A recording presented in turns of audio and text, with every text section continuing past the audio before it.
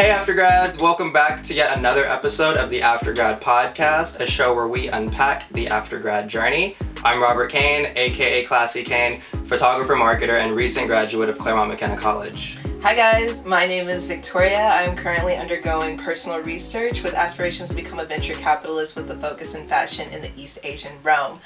And with that journey, I'm currently undergoing some interviews and application processes and just telling people, as I was saying in the last episode, my current situation of telling my story confidently, right, though it's extremely complex and I feel like sometimes people may not understand the vision.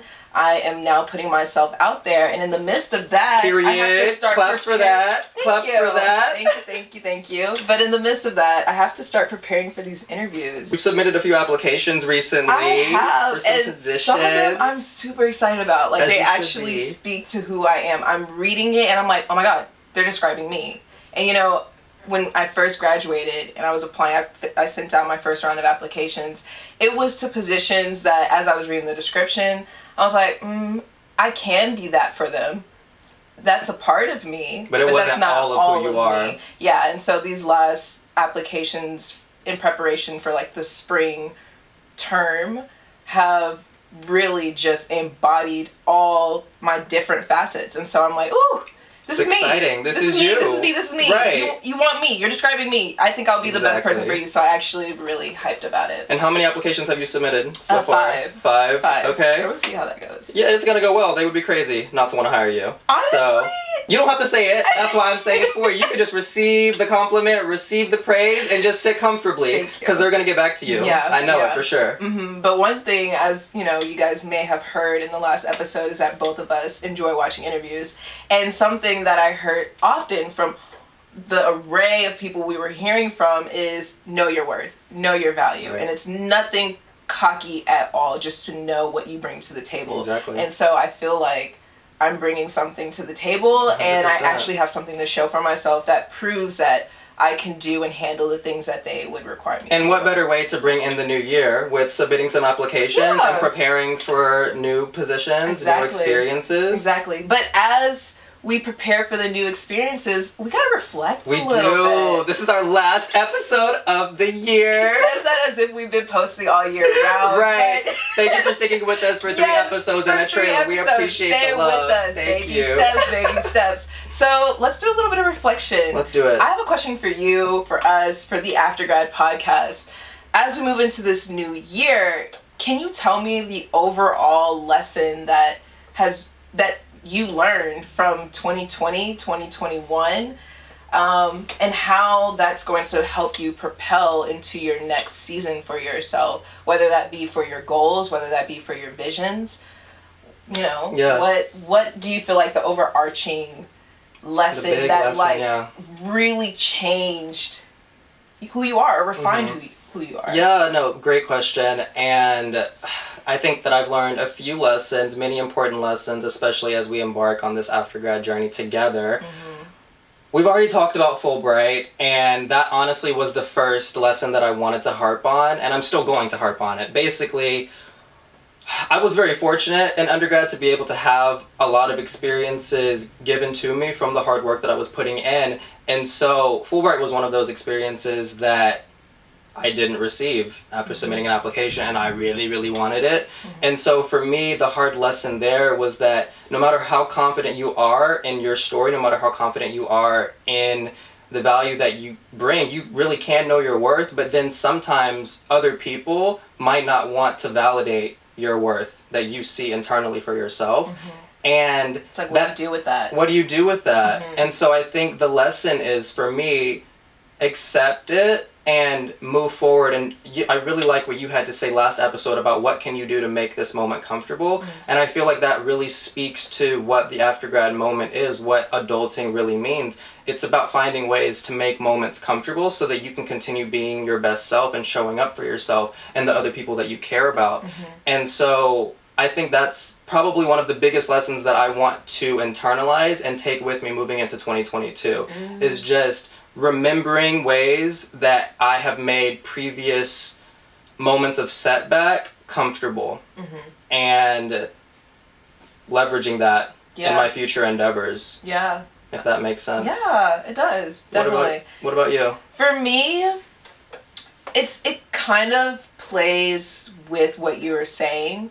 But I'm gonna have to start. I always think to the very first month of the year, because that to me always sets the tone of the theme.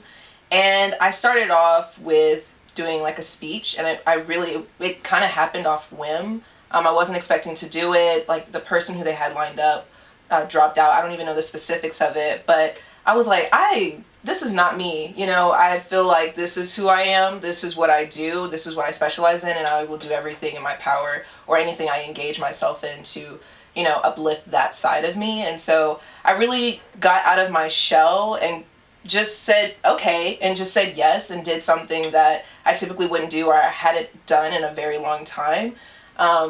And just tried something new, basically is what I'm trying to say. I tried something new. And with doing that, I learned a different part of myself. And so I kind of wanted to keep that thing consistent throughout the remaining of this particular year. 2020 was the year where I recognized that not everything in my plans will work out. But 2021 was the year that I realized trying new things, even though I didn't even think of them for myself, can bring out a different side of me and make me discover a new side of me that you're familiar with, that I'm currently getting into. It's kind of private to me though, so I won't be sharing it right now. Right now, later, but for a later moment. Yeah, but moving forward, into February, March, April, continuing, I just made an effort to try something new every month. Tulum was doing something new. With someone that we hadn't even spoken to each other. I know that they already know that, but still, it was just so crazy for us to embark on that journey. Fulbright, yeah, that was something new for me as well. Every month I tried to put myself in something I would not see for myself, and every time I did that, when I tell you I learned a new passion or I learned a new interest, it's crazy. So this month, we even had the chance to do something new together.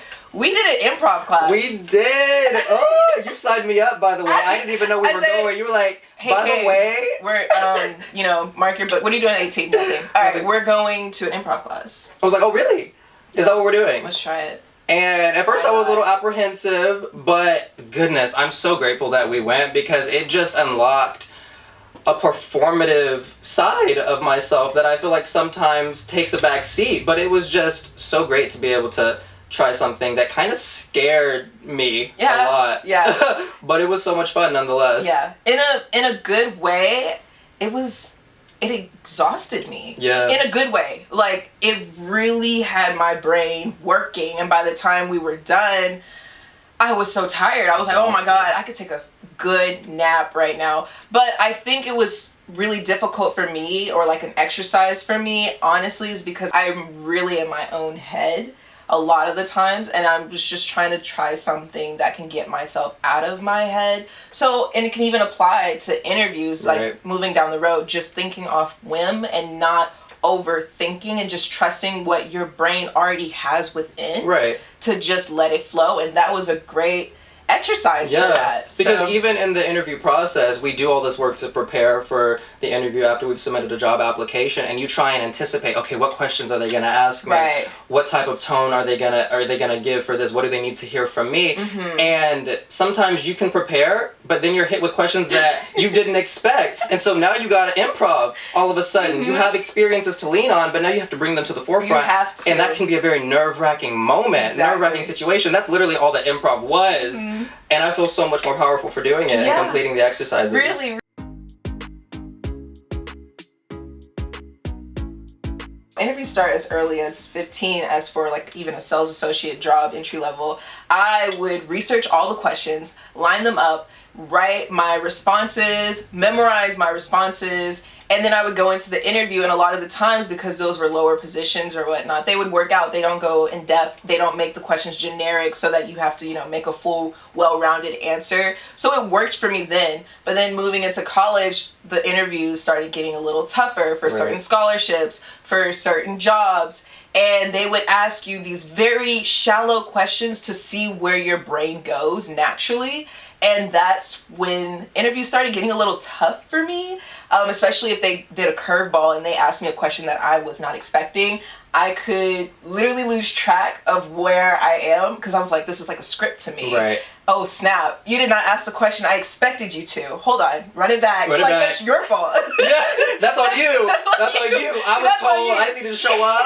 Right. I needed to do X, Y, and Z, say this. But you switched it up. Right. And now you're not getting exactly. That's on you. That's because I would just get up and walk out because you've thrown me off. Thrown me off my game. Go. So, so moving forward, I've learned over, the course of probably 2 years now, what my process looks like so I can be more comfortable in the situation. And improv definitely helped me with that. Mm-hmm. Can you tell me about a time where in an interview you felt maybe unprepared or maybe like it just didn't go your way? Yeah. Because I definitely have one. I have a situation. I will say that generally I feel like I'm pretty good in interviews. Interviews don't really stress me out. I'm pretty comfortable. And at the time, especially in undergrad, I felt as though I had a pretty good rap on my personal story. Mm-hmm. But there was this one moment back during senior year of undergrad. I was applying for a marketing position at L'Oreal. Ooh. Maybe you've heard of the brand. But basically, I was in the midst of writing my thesis paper, and also it was spring of senior year, and as you can imagine, it's an extremely busy period during your life. And so I didn't do my normal research, I didn't do my normal due diligence, and that happens sometimes. You might not be able to put 100% towards an interview, towards something that you're trying to complete. And for me, I had deadlines on my thesis paper, and so the night before my interview, I decided to dedicate my energy to my thesis. And so the morning of the interview, it's about 10 minutes before I decide, okay, I'm not even going to cram for this interview. I have a pretty good rap on my story, and let's just pop up and see how it goes. So you did a brief skim of everything? I did. I didn't even peruse, to be honest. I was in the midst of writing a thesis paper on photography, and I decided, you know what, I'm pretty confident in my identity as a photographer and marketer. I'm applying to a marketing position. Okay. Let me just go in and wing it. And sometimes I'll do that for interviews. It was during a moment when I still hadn't heard back about Fulbright, and so for me, submitting this application was an extra. It was an extra thing. I'm just like, let me just hop eggs in the basket. No, literally all eggs in the Fulbright basket. And anyway, didn't happen. And so I probably should have prepared more for the L'Oreal interview. Yeah. Nonetheless, I pull up to the interview and I meet the guy. Let's give this man, his name is Dan. Dan. All right. Dan says, how are you? How's everything? And, I give him a little spiel about how I'm in the midst of thesis. I'm, really excited to be here for the interview and just excited to learn more about the marketing department. And he hits me with his first question, which is, this is a question that you really should be prepared for. Why do you want to work at L'Oreal? That's like That's a basic generic question. Mm-hmm. The first question. So why did you? And, oh my and so God. the response there was what I gave Dan in the interview. Wait. He said, why do you want to... This is our first time hearing this story. Wait. I'm like, oh my goodness. Why do I want to work at L'Oreal? That's a great question. That's really interesting that you should ask that. We are in a L'Oreal marketing department interview. Wow, and I don't have an answer to that. And so I didn't say that out loud. That's what my brain is spinning behind the scenes. And so I can be very transparent. I'll be very direct and with a straight face. I said, well, you know what? I actually don't know why I want to work at L'Oreal. I'm a photographer, I'm a marketer, and I'm very interested in learning more about the L'Oreal brand. As a photographer, I'm very interested in bringing images that represent people from my community to the forefront, and I feel as though beauty can be a very pretentious space oftentimes. Mm-hmm. And although I don't have much knowledge of the L'Oreal brand, I would definitely like to use my vision and elevate it in this space. I gave an answer along those lines, and he said, I'm so disappointed in you. What? Literally looked me in the straight face and was like, I'm so disappointed in you. And I'm just thinking, wait a minute now. I didn't ask for your disappointment. Okay? I get that I wasn't prepared for a basic question. I hadn't done the work. But for me... The balls. Oh, that's funny. No, so that's where I was at. And so for me, I didn't need his disappointment. And I was a little taken aback because... it was just a question that I wasn't prepared for. Right. I feel as though in that situation, you know what? Oh, well, sorry. I was hoping to hear something else, but I didn't need to hear you were so disappointed in you. I get it, but let's move on to another question. That was round 1. Let's try this again. Let's try it again. Run it back, Turbo. I gave him another response. And so for me, the moral of the story is sometimes you just, especially when you're an undergrad, you have a lot of items pulling at you. You have a lot of assignments pulling at you. And in the moment, I had a thesis chapter due. I really didn't have the time nor the energy to dedicate to preparing for the interview, especially when I had already applied to Fulbright and a few other applications. I decided that I was just gonna pull up to the interview and use it as an opportunity to learn about another brand. The one question that you should have been prepared for. Yeah. The first question off rip. I'm like, you know what? I really don't know. I really don't have an answer to that question. So yeah, that's that story about my interview unpreparedness, something that I should have been totally prepared for. And I would love to still work for L'Oreal one day. I'll do the research. I have more time now, but that definitely happened. Yeah. I have to say, for me, not being prepared, it happened in a physical sense. So I dyed my hair the same day as my interview, and I wanted a honey blonde. And that hair, my hair came out orange. You guys, I'm not over exaggerating with you. If you want pictures, I will show you the pictures. It was a clownish orange, like jet orange. So I went in there and like all black, and the business was just all about like, so brave. It's all about looks, but also about how you present yourself and how you talk, yada yada yada. And when I was sitting in the waiting area, like digging into my knee because I was just so nervous. Because my hair, it was orange. It was orange. I tried to put like a black wrap around it. And this was the 4th round. There's like 6 rounds of interviewing. Okay, so you were already knee deep. You were already knee deep, and you decided to get your hair blonde. Yes, and I was like, oh gosh, here we go.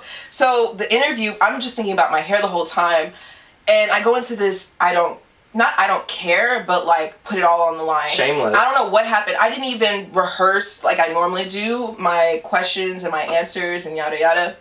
I went in, and whatever he threw at me, I threw back at him as if it was just a conversation I was talking to one of my friends. So because my mind was so focused on my hair, it was actually a great interview. But then he said, okay, we'll let you know, we'll call you back. And I had the balls to say, listen. I said this verbatim, I swear. I would like to state the elephant in the room. I said that. I said that verbatim. Get it off your chest. I said, my hair is orange, and I had an appointment. So sorry. I had an appointment today. It was supposed to be this color, and it came out in this color. I just want to let you know that if there's a reconsideration in me being, good for the job, that you can reconsider because of my hair situation. It's going to be dyed soon. And he said, give me 1 moment. And so literally, I would have lost the job if I didn't tell him that, because he told me, we'll just call you back later. So then he said, give me a second, and he went to the back. Came back out and he said, when can you have your hair dyed by? Oh my. Y'all, I would have lost the job. Just from my hair being orange and me not just stating the obvious. That's so frustrating. No, because what that's telling me is that you really didn't even have a chance to convey your case in the interview. That's what I'm hearing. No, it was orange. Robert, it was orange. No. Come on. It's a visual industry. Come on. My hair was orange. Y'all, I look like a clown. That's just the way that's the way I'm bred. And what are they supposed to say? We can't hire you because this orange is just not going to do. They're not going to tell me that straight up. Right. So it had to be coming from me.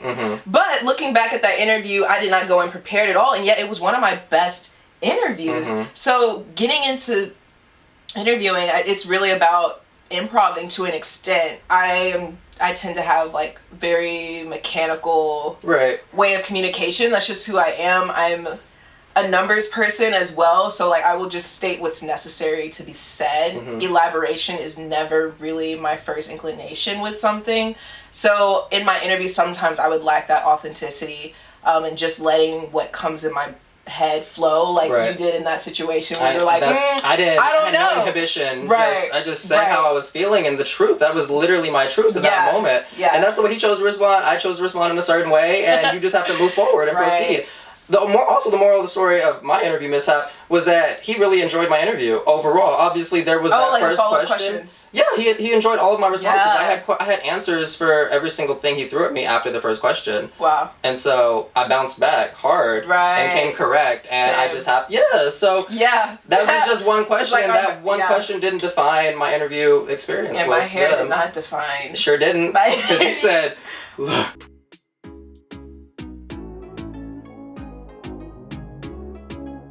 Alright, so we've talked a lot about some of our interview mishaps where we might have forgotten an answer to a question or maybe said the wrong thing or a moment where we were stressed out.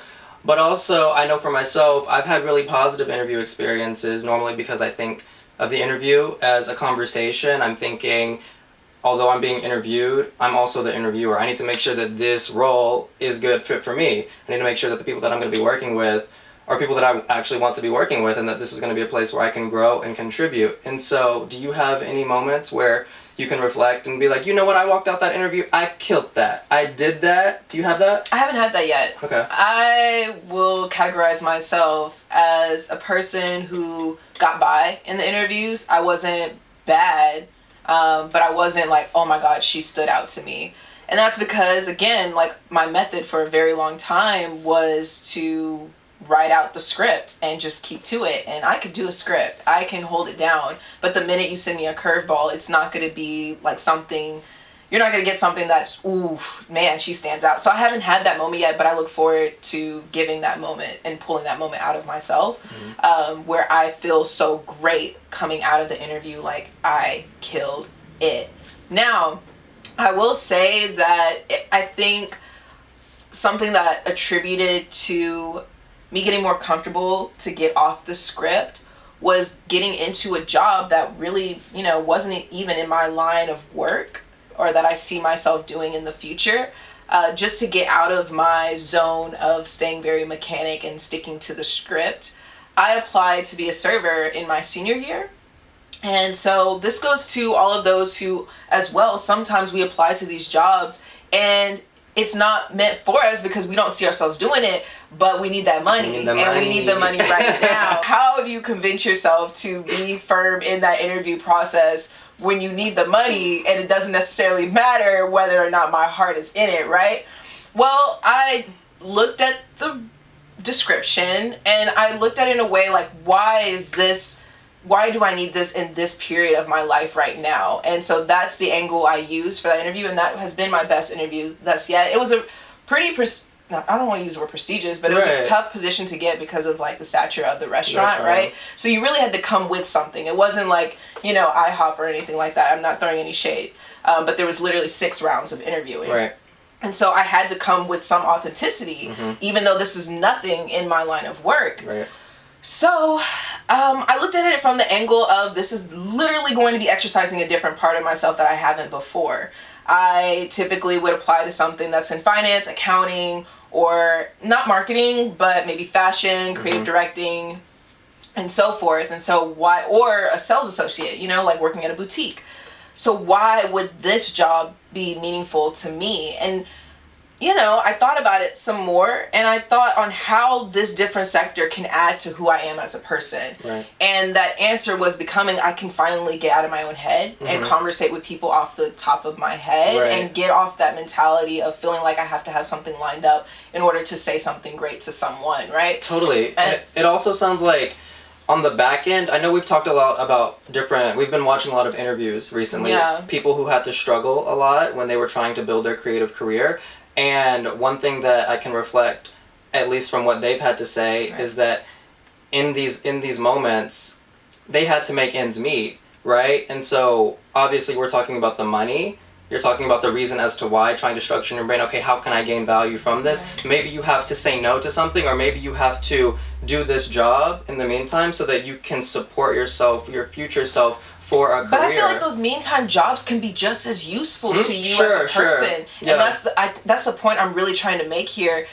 It could be anything. It could be simply me being a dog walker, right? But like that keeps me in shape, or like that keeps me right for a role. Like if, say, I'm not trying to be a model, but say someone's trying to be a model and they need to, you know, get their workout in, and they need a side hustle, right? They can get that job to help them towards their career. Like in some way, I feel like you can craft it in a way that it adds to you as a person. Right. And so for me, with the things I see myself doing in the future, this was a part of me that I avoided for so long, exercising, which is the side of just casually showing my authenticity with someone and having no shame, because I'm a very shy person. And so that's what I came in the interview saying. I verbatim was just expressing to them like, hey, I worked hospitality, but in a very small manner. It was literally sales associate. So you literally hi and bye, there's that, and you know, you're on your way. And so I wanted to learn the craft of actually getting to know someone and anticipating their needs and, you know, acting on it. So with me, that sounds like, does that sound authentic? I'm receiving it. It sounds very authentic to me. So they definitely received it. I was showing them my true colors. I didn't feel like I was acting. I didn't feel like I was reading a script. I told them, this is the part of me I want to explore. And so with that, I was really blessed to have the position, honestly. And so for a year, I got to practice that. And now that side of me that can just speak off whim and that can kind of is still trying to learn the whole craft of improving off rip, especially after that class, is coming out of me. And so moving forward, it can even now help me be even a stronger applicant in those interview processes where I can just come full-hearted and know how to speak my mind and speak my truth on why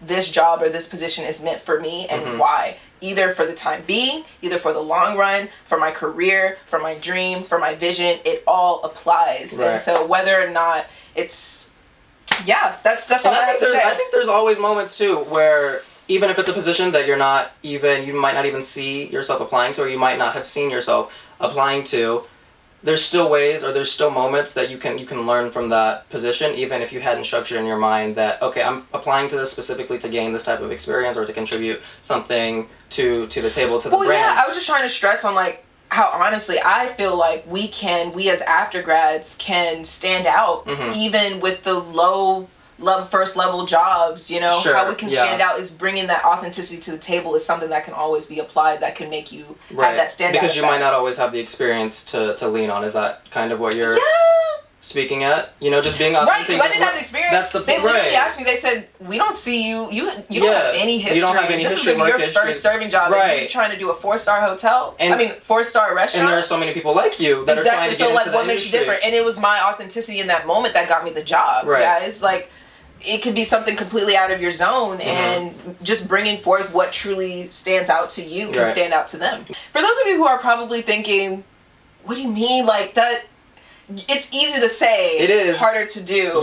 Just at least, I really hope my story helped you out a little bit, because I was that person who was like, y'all extroverts are the ones who are saying it's just a conversation, but it's so much harder to me. I used to think it's so much harder. That means maybe find something that can bring that side out of you, because for me it was the serving position, and then now putting myself in other situations such as like public speaking. For me it was being a tour guide, if I can reflect on okay, because we have a fellow introvert in the room. Don't get him twisted. Don't get him twisted. I would say I'm an extroverted introvert. That's the way that amnivert. Okay, that's perfect. I'm an amnivert. And so for I'm a learned amnivert. You're a learned amnivert. You had to learn it. Wasn't built in. I had to learn that extrovert side. I had to locate it, and it was hard searching for it. It really was a difficult process, but I found it. I figured out what works for me, and it's not a tour guide. I was a tour guide. And I did that. See, that's literally a method just to figure out, to pull that side of you out. Because especially in high school. In college, I figured it out. I figured out how I can be extroverted when I need to be extroverted, or hold a conversation when I need to. One way for me was being a tour guide. Obviously, you gotta speak, you gotta talk, you gotta give the tour. And so I placed myself intentionally in that position so that I could become a better public speaker. And it worked. And I loved it too. It was so fun being a tour guide, telling future parents. Thinking on the spot, improving. Improving, thinking on the spot. Obviously, you get a different person, a different vibe. You get a different energy from the people that you're giving the tour to every single time. And I loved answering the questions. There is somewhat of a script, there's lists and items that you have to give up for the tour, the pinpoints. Same for serving. Like we have the pinpoints that we have to make sure we have to get across. But other than that, you get to add the meat yourself. You get to infuse your personality into the tour. And there were multiple times where I would finish a tour, and people, it would make me feel so heartfelt about the situation, about the tour that I gave, people would say, oh, we really loved your energy. You gave such a fun and engaging tour. And for me, I just never envisioned myself receiving that type of comment because in the past, I was so, you said mechanic, I guess I could have been somewhat mechanic, but I was just very to myself. I was very reserved, very timid, but I figured it out.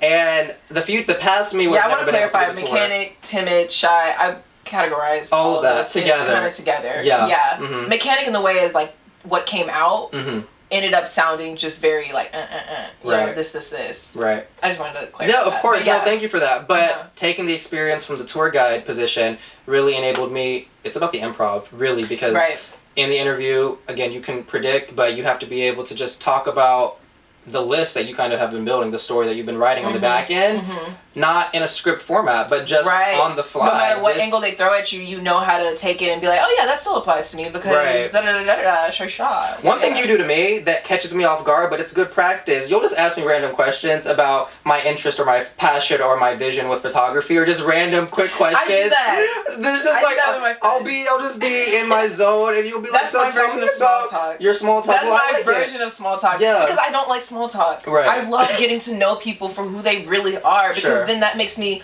as a shy person, comfortable to come out and who I am. So that's how I get comfortable with the person because, that shy process, I have to knock her out. Like, I have to get her out. And so in order to get her to come out, she comes out when people show their true selves. Right. And so I was like, how do I get there quicker? So it's asking people questions. So a lot of people in my life, they're like, why are you always asking these questions? And it's just like, this is how I come out. That's the way you communicate. This is, so that's why I do that. That's then also as a friend, like, I just want to keep my friends challenged at all times. That's important. I want them to be ready for those interviews so they can pull up and pull over and be like, listen, this is who I am. This is who I am. Yeah, and then when you're caught in the moment too, and if you don't have an answer, please take note of that. I know I take note of it. I'm like, ooh, wait, I stumbled on that, but I need to know the answer to that question. That's so simple. That's good practice. It's great practice, especially in the moments where you're not expecting it, because it'll happen. Yeah. Because that's literally what the interview process is. You have somehow prepared leading up to a moment, but then all of a sudden there's a random question asked that you didn't structure in your head the way that it was asked. Exactly. That was a lot, but no. I'm right there. No, I know. Exactly. I know. But so like have those friends in your life. For instance, if none of our experiences apply to what you feel comfortable doing, whether it be a tour guide, whether it be a server, whether put yourself in public speaking situations, whether doing an improv class. You have the bare minimum. I'm sure all of you guys should have the bare minimum of having a friend who can simply just ask you a question. And that alone is a start. Talking to my friends, expressing to them who I truly am, having that person you can confide in and just share all sides and facets of you is so essential in just starting the basis and getting that confidence to then try applying it to other situations that can bring out that side of authenticity. Yeah, no, definitely. So you can then kill that interview. Period. Right. And I feel like the moral of the story in regards to interviews is, for me, I'm going to speak personally, but I do think it applies to most people, not trying to impress that person on the other side of the table. You taught me that. Yeah, it's not about impressing the person that's interviewing you. I used to be so stressed about that. Yeah, because when you eliminate that elevated persona that you've placed onto the person interviewing you, you're able to just step forward and be on level playing field and just talk to them. They just happen to be the person who's recruiting you. Yeah, I think it's really about going in there with all honesty, and that's when you leave a mark on the person, because at the end of the day, the person who is interviewing you, they're just trying to find the person who fits. Right. And they're just trying to understand a different perspective of you outside of the paper itself. Another thing that I was watching a minute ago was, this lady was saying how she was in the process of hiring people on her team for this job that's like a wonderful opportunity to work with her Issa Rae. And she said people would come in and they would be so nervous and in their own head, right, about being right for the job. But really, she said, on the other end of the table is just someone who wants to find the right person so desperately. And so for someone to just get out of their head, they can see that. They can literally see a person who can come in confidently and just say what's on their mind, even if it's, I don't really know yet. To me, if I was interviewing you, that would be exciting out of all of the interviews I was going through. There's so much BS. There's exactly that. There's a lot of people who are trying to put up these fronts. And so Aftergrad, as we go out into these streets and into these interviews, we just gotta put it out there and not even look like or try to be like something we think. I want to like emphasize that they want, and just get out of ourselves and say, I believe that I am what they want, and so therefore I'm just gonna talk my talk, walk my walk, and then I have the resume is just proof in the pudding. It's proof in the pudding. It's just a little extra whipping cream on top. Right. And it's not even always about trying to prove to them or to somehow impress them or say what they want to say. I know that's not what you were harping on, but I know that there are people that have that mentality. I need to go into the interview and say what they think I should say, or what I need to say what... Right, but if your heart is in it, you'll naturally say what they're wanting to hear. Exactly. But being authentic, I think, is what we're trying to say. Just knowing that story, knowing your experience, and just conveying that inauthentically as possible when you're doing the interview, and not trying to impress them, and let that connection happen authentically. Don't walk into the interview and try and read a script that you've memorized prior, or research something that one of your interviewers might have said. Sure, that might be able to help you, but moral of the story is just knowing the role, knowing your experience and the value that you can bring to that particular role, and just being shameless and authentic and excited about the opportunity to even communicate in that moment with them. Just being able, because it's such a rarity sometimes when you can share your vision with someone who is also a creative, or someone who's also excelling in the profession that you're trying to get into. Right, exactly that. And if it's not coming out naturally, I have something to challenge people with as well, and I had to challenge myself with, is this position even really for me then? You know, can I really authentically speak about this, or am I really putting up a bluff because it's actually not who I am, and that this is actually meant for someone else who can come with it exceptionally and authentically more than I could. You know, there was another position I applied to, and it definitely was not for me, and so I went in that interview. It went well, but it didn't even go all that great, because I knew I was lying to myself. I knew I was lying to that person. During the interview or afterwards? Yeah, during the interview and after the interview. And that made me like, I don't even care for a response, because I know that's not for me. I couldn't even harp on it authentically from my heart. And if that's what's happening, then I look at myself and I'm like, is this really needed? Now, sometimes it's needed for the time being for money's sake, right? Or just to learn more about yourself. Maybe you need to go through that interview to listen to those questions, give those responses in the minute, and be like, oh, wait a minute, they were asking me all these things that I don't even care about. But instead of hitting the books and thinking, okay, so even though this is not in my playing field, let me do research and let me create that script. No, now I look at it as, okay, this is most likely temporary, but why is it so essential in my temporary moment right now? And when I look at it from that perspective, I can come up to the interview very authentic of why it means a lot to me right now to have this position. Even though it's not something I see myself in the future doing.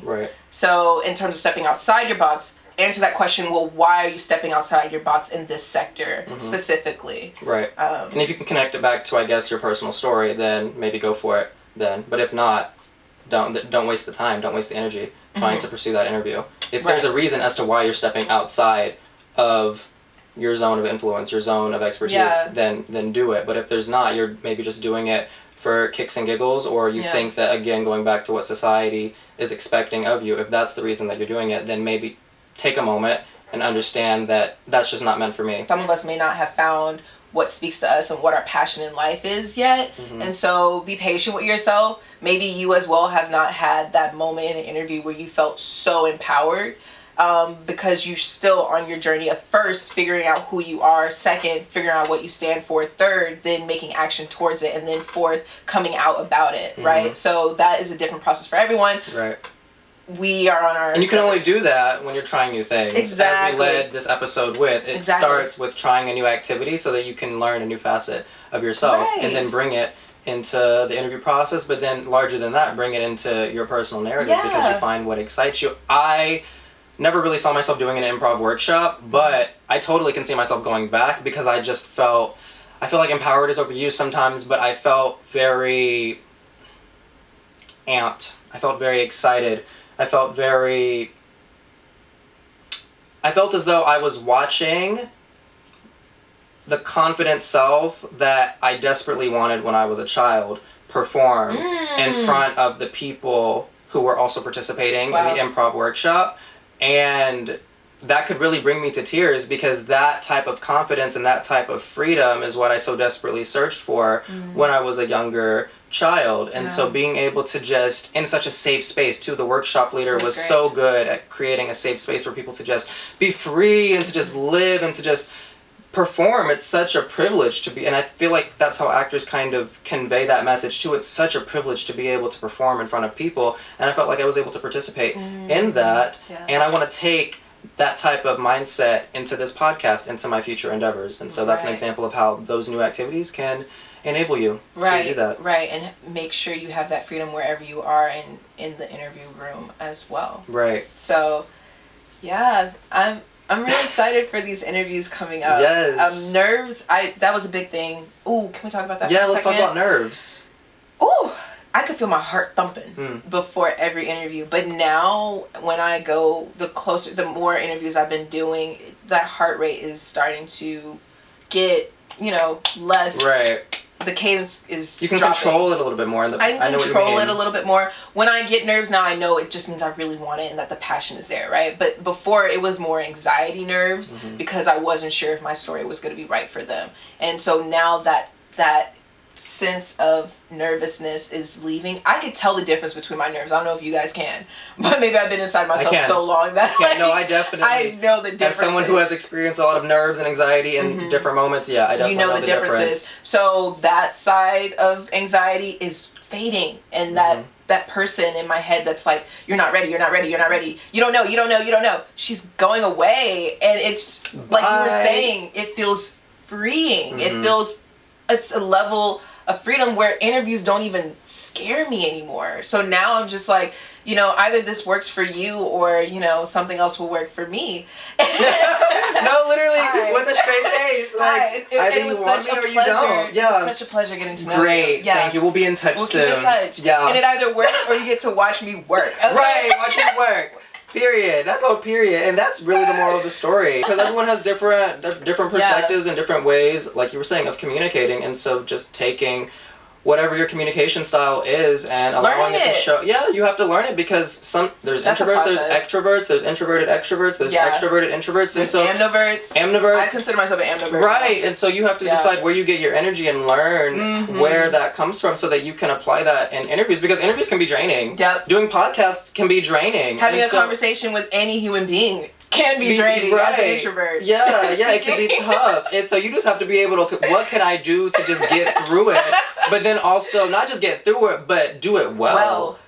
And leave a mark on that person. Right. Yeah. It's a lot. It's a heavy task. There's lots to consider. With all that being said, there's nothing left to say but be you. I feel like that's the moral of majority of the stories around us that surround us. But we're just trying to give different angles on how that can look like for you. And today was the interview space, which is a common space that we're all about to enter into, or maybe some of us listening in has already, maybe have you completed an interview recently. Right. Let us know. Tell me about your stories, your embarrassing moments, and your great moments. Yeah, those moments of success and failure. Because through it all, we are still Aftergrad, just winging it and trying to adult the best way we know how, and to just find our space and our place.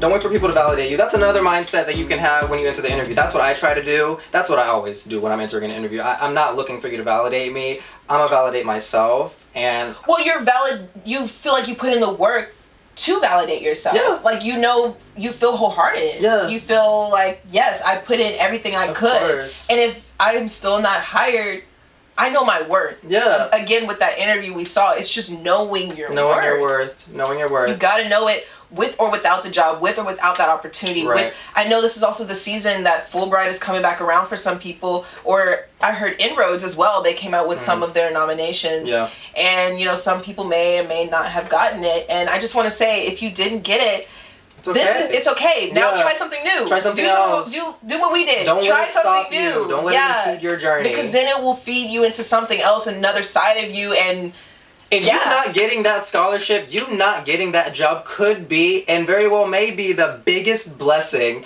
of what will be 2022. And with that, Thank you for tuning in to yet another Happy New episode of the Year's! Aftergrad Podcast, a show where we unpack the Aftergrad journey. Definitely be sure to follow us on Instagram at the Aftergrad Podcast. There you can also find our visual version on YouTube, my favorite, so you can see our visual interactions as well as listen and tune in on Spotify. Yeah, and also leave us a review if you really enjoyed this episode. Like, comment, and subscribe. Yep, and we'll see you in the new year. Be safe, take care, and this is The Aftergrad Podcast.